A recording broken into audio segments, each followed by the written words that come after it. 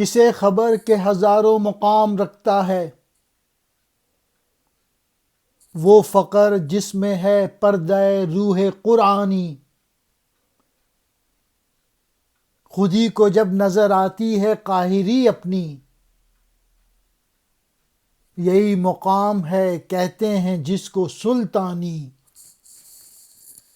اگر بادشاہ بن کے گھومنا ہے اس زمین پر تو یہ دو شعر سمجھنے کی کوشش کریں۔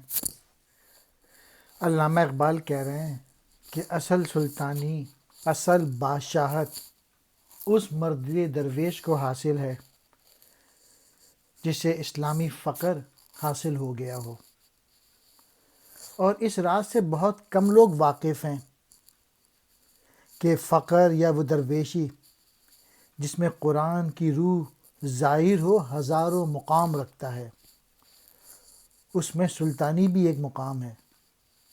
وہ مرد درویش جس میں قرآن کی روح ظاہر ہو، وہ قرآن کی روح اس میں بیدار ہو جاتی ہے اس مرد درویش میں، اور اس فقر کے آگے دارو اور سکندر جیسے سلطان بھی جھک جاتے ہیں۔ آج وزیر اعظم ہے، وہ کل وزیر اعظم نہیں ہوتا، تو یہ سلطانی نہیں ہوتی۔ اور خودی کو جب یہ نظر آتا ہے کہ وہ ہر دوسری شے پہ غلبہ پا جاتی ہے، تو اسی مقام کو سلطانی کہتے ہیں، اور یہ وہ سلطانی ہے جس کو زوال نہیں ہوتا۔ جس درویش میں قرآن کی روح یعنی قرآن کا اصل پیغام ظاہر ہوتا ہے اور دکھائی دے، اس درویش کے ہزاروں مقام اور درجے ہوتے ہیں، اور جس وقت خودی کو سب پر اپنی فتح نظر آئے یعنی خودی سب پہ چھا جائے، تو یہی وہ مقام ہے جسے لوگ سلطان کہتے ہیں۔ سلطانی یعنی غلبہ، حکومت، بے پردہ، ظاہر۔ روح قرآنی، اس سے مراد ہے قرآن مجید کا اصل پیغام۔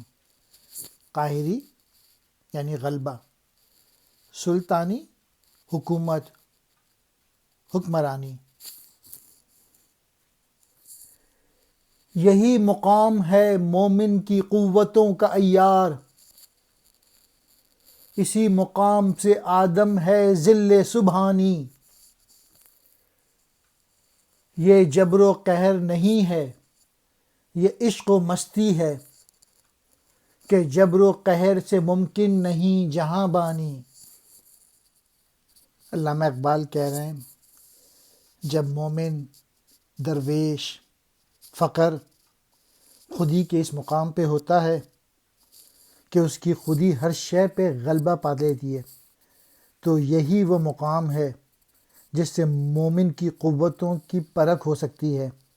یہ ایک قسم کی کسوٹی ہے جس سے پتہ چلتا ہے کہ مومن کس مقام پہ ہے۔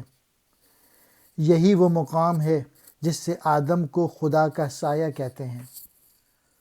اور جو لوگ خودی کے مقام کو پا لیتے ہیں اور وہ سلطان بنتے ہیں، تو وہ عام سلطانوں کی طرح اور بادشاہوں کی طرح اور وزیر اعظم کی طرح جابر اور قہار نہیں ہوتے، وہ دوسروں پہ ظلم و ستم نہیں کرتے۔ اور وہ ظلم و ستم کیوں نہیں کرتے؟ کیونکہ ان حکمرانوں میں جن میں درویشی موجود ہوتی ہے، جن میں فقر ہوتا ہے، ان میں عشق و مستی کی ایک عملی کیفیت ہوتی ہے۔ ذل سبحانی، اللہ تعالیٰ کا سایہ، مراد دنیا پر حکومت کرنے والا۔ جبر و قہر، ظلم اور غصہ، مراد زبردستی۔ جہاں بانی، دنیا پر حکومت کرنا۔ فقر کہتے ہیں درویشی کو۔ نگہ بانی، حفاظت۔ کیا گیا ہے غلامی میں مبتلا تجھ کو، کہ تجھ سے ہو نہ سکی فقر کی نگہ بانی۔ علامہ اقبال کہہ رہے ہیں کہ تم لوگ جو اس وقت غلام ہو اور اس کی اذیت میں مبتلا ہو، اس کی وجہ یہ ہے کہ تم لوگ اس فقر کی، اس درویشی کی حفاظت نہیں کر سکے۔ اگر تم لوگوں میں یہ فقر موجود ہوتا، یہ درویشی موجود ہوتی، تو پھر تم لوگ غلام نہیں ہوتے کسی کے۔